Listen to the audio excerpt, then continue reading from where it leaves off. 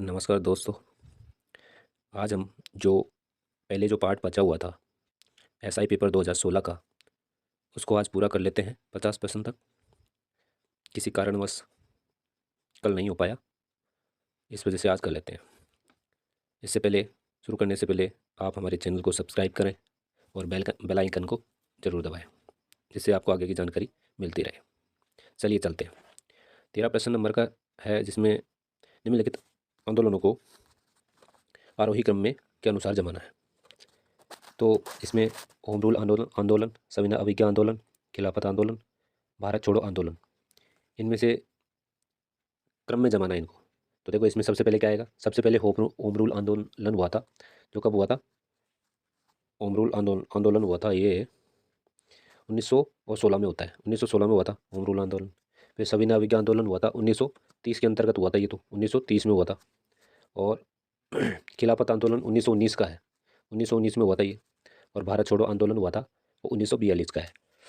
तो सबसे पहले ए आएगा, फिर उसके बाद में खिलाफत आंदोलन 1919 का आएगा, फिर सविनय अवज्ञा आंदोलन 1930 का आएगा, फिर भारत छोड़ो 1942 में आ जाएगा। तो इसमें आंसर 4 नंबर सही है, बिल्कुल करेक्ट आंसर। करेक्ट आंसर है इसमें 4 नंबर।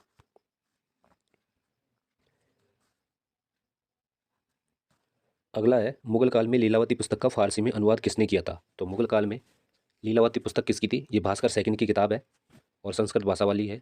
तो इसका फारसी में अनुवाद करने वाला था अबुल फैजी। आंसर 4 बिल्कुल सही रहेगा इसमें। प्रश्न नंबर 15, मुगलों से वैवाहिक संबंध करने वाला प्रथम राजपूत राज परिवार कौन सा था?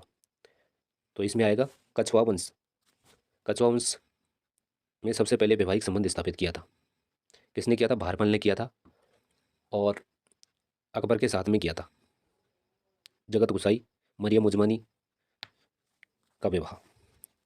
अगला है, कोप 23वां कॉन्फ्रेंस ऑफ पार्टीज यूएनएफसी आयोजित हुआ था। देखिए, कोप ये है जो जलवायु परिवर्तन को लेकर होने वाले सम्मेलन है।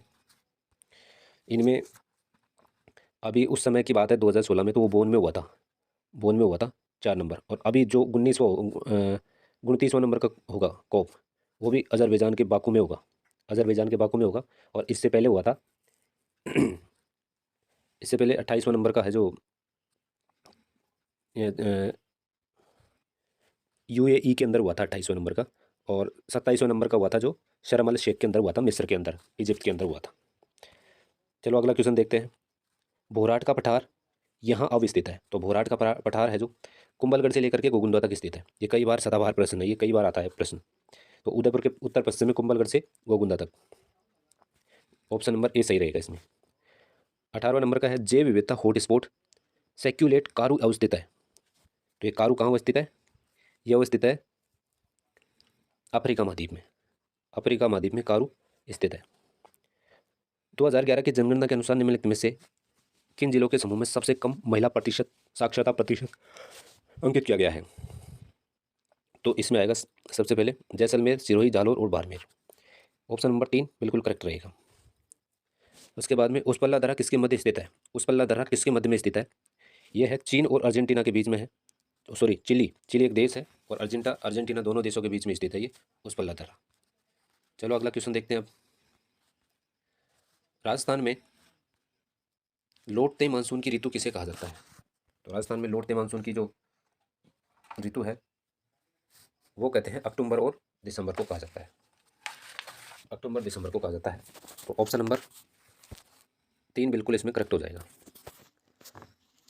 फॉरेस्ट सर्वे ऑफ इंडिया द्वारा जारी स्टेट ऑफ फॉरेस्ट रिपोर्ट 2017 के अनुसार राजस्थान का कुल वन क्षेत्रफल है, तो उस समय 2017 के आधार पर 9.57 था, और अब कितना है?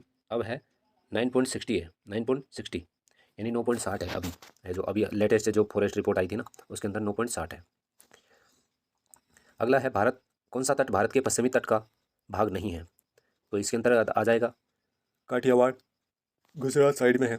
मालाबार केरल में है, केरल के तट पर है। कोंकण है जो गोवा के तट पर है। कोरोमंडल इसमें बिल्कुल सही आंसर आ जाएगा, ये पूर्वी तट पर स्थित है।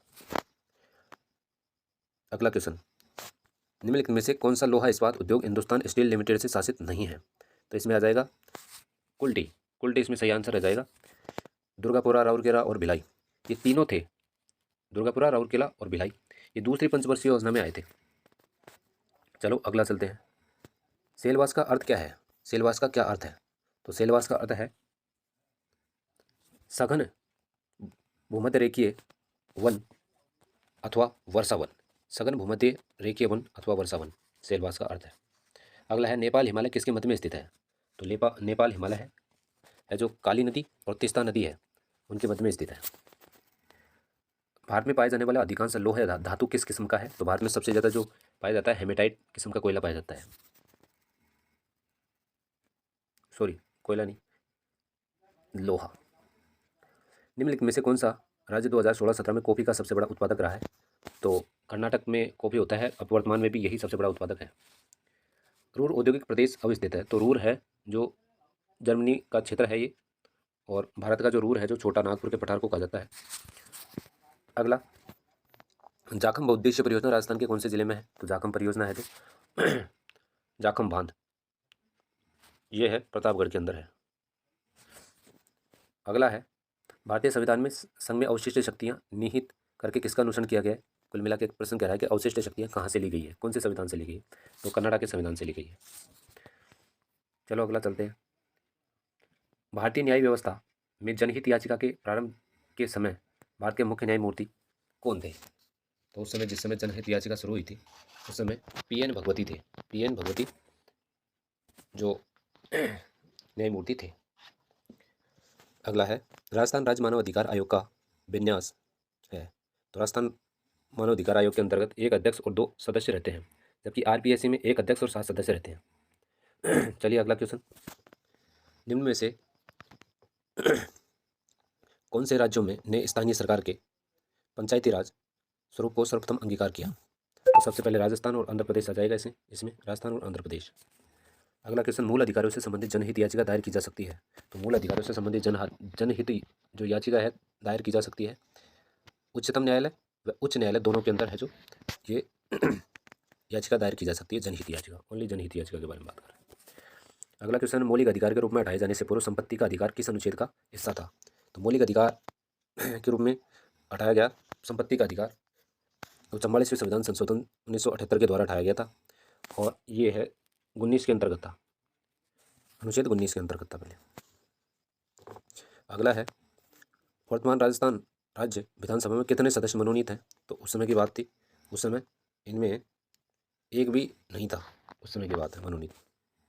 भारत के संविधान की प्रस्तावना में दिए गए आश्वासनों का सही क्रम क्या है? तो सबसे पहले जो उद्देशिका दे रखी है, प्रस्तावना दे रखी है, उसके अंतर्गत सबसे पहले न्याय शब्द आता है, फिर उसके बाद में स्वतंत्रता दे रखी है, फिर समानता, फिर बंधुता। ऑप्शन नंबर 3 बिल्कुल करेक्ट आंसर है।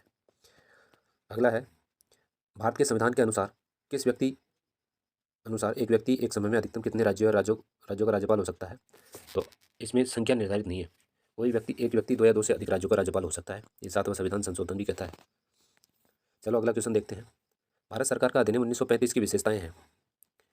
प्रांतीय स्वायत्ता, संघीय न्यायालय की स्थापना, केंद्र में अखिल भारतीय सरकार की स्थापना। ऑप्शन नंबर इसमें तीनों ही सही है।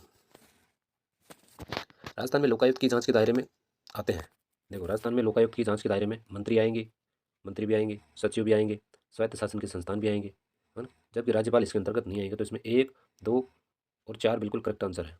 तो ऑप्शन नंबर 1 बिल्कुल सही है, राज्यपाल इसके अंतर्गत नहीं आता है। और वर्तमान में लोकायुक्त है जो प्रताप कृष्ण लोहरा है राजस्थान के। चलो अगला देखते हैं। भारत की संविधान सभा का निर्माण कैसे किया गया था? तो भारत की जो संविधान सभा है उसका निर्माण, ये क्वेश्चन उस समय आया था, उस समय जो आरपीएससी ने इसको स्टार के रूप में माना था, तो इसको मैं छोड़ रहा हूँ। राजस्थान में मंत्रियों की न्यूनतम संख्या हो सकती है? तो न्यूनतम पूछ रहा है, तो न्यूनतम में 11+1 हो सकते हैं। न्यूनतम इतने हो सकते हैं मंत्रिपरिषद के अंतर्गत, जबकि अधिकतम 29+1 हो सकते हैं। जबकि न्यूनतम हो सकते हैं 11+1 हो सकते हैं।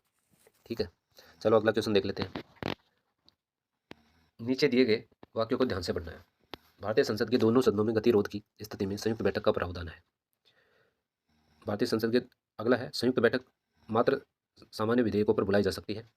संविधान संशोधन विधेयक पर भी संयुक्त बैठक का प्रावधान अनुच्छेद 102 के अंतर्गत है। तो ये बिल्कुल गलत है, 102 के अंतर्गत नहीं है इसका प्रावधान। बाकी 1 और 2 बिल्कुल करेक्ट आंसर होने चाहिए। 1 और 2 बिल्कुल करेक्ट है, जबकि 102 के अंतर्गत संविधान संशोधन विधेयक संयुक्त बैठक थोड़ी बैठती है। संयुक्त बैठक तो 108 के तहत बैठती है, अनुच्छेद 108 के तहत बैठती है। ठीक है, चलो अगला चलते हैं। भारतीय जनसंघ के संस्थापक थे। तो भारतीय जनसंघ के जो संस्थापक थे वो थे श्यामा प्रसाद मुखर्जी। जनसंघ के कौन थे? श्यामा प्रसाद मुखर्जी थे। चलो अगला चलते हैं।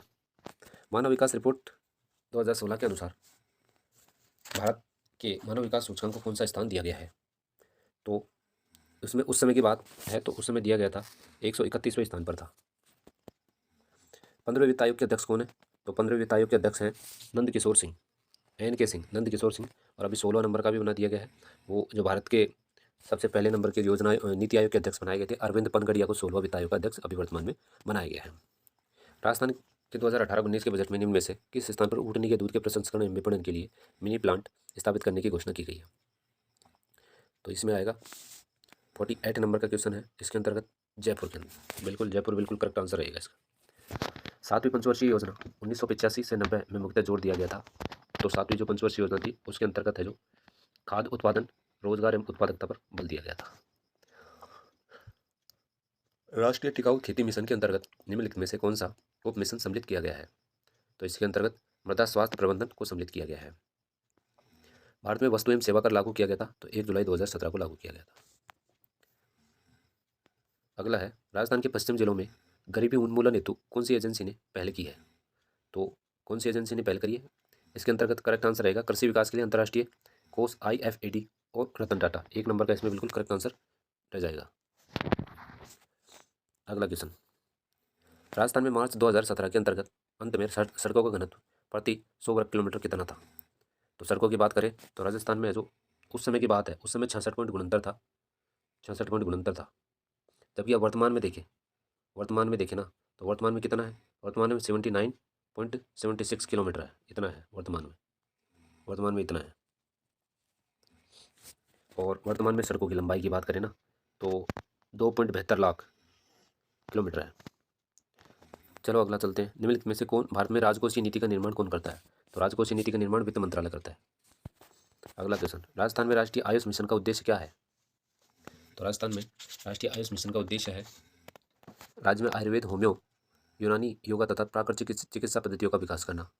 बिल्कुल इसके अंतर्गत है जो C नंबर बिल्कुल करेक्ट आंसर रह जाएगा। वर्ष 2017-18 में भारत के सकल मूल्य वर्धन GVA के अंतर्गत सेवा क्षेत्र का अंश कितना था? तो सेवा क्षेत्र के अंतर्गत अंश की बात करते हैं तो उस समय 55.2 था। और वर्तमान में बात करें 21-22 के अंदर 53% है। अगला क्वेश्चन, परंपरागत कृषि विकास योजना का मुख्य उद्देश्य क्या है? यानी कि PKVY। इसका उद्देश्य है जैविक खेती को प्रोत्साहन देना। बिल्कुल करेक्ट आंसर रह जाएगा 2। अगला क्वेश्चन है, निम्नलिखित में से किस कोष का उपयोग भारत सरकार के द्वारा अप्रत्याशित ब्यूरो को पूरा करने के लिए किया जाता है? तो इसमें करेक्ट आंसर रहेगा आकस्मिक निधि। राजस्थान मुख्यमंत्री राष्ट्रीय योजना की घोषणा किस बजट में की गई? तो बजट 2016-17 में की गई। इस योजना के अंतर्गत 1 जून 2016 के बाद में जितनी भी बच्चियों का जन्म हुआ है ना उनको किस्तों में 50,000 की राशि दी जाती है। अगला नंबर का है, निम्नलिखित राजकोषीय उपाय में से किसी अर्थव्यवस्था को मंदी से उबारने के लिए प्रयुक्त किया जाता है? तो मंदी से उबारने के लिए सरकारी बीमे में वृद्धि की जाती है। बिल्कुल करेक्ट आंसर रहेगा। चलो आज यहाँ तक ही करते हैं। बहुत बहुत धन्यवाद। आपको यदि क्लास समझ में आई हो, अच्छी लगी हो तो चैनल को ज़रूर सब्सक्राइब करें। धन्यवाद।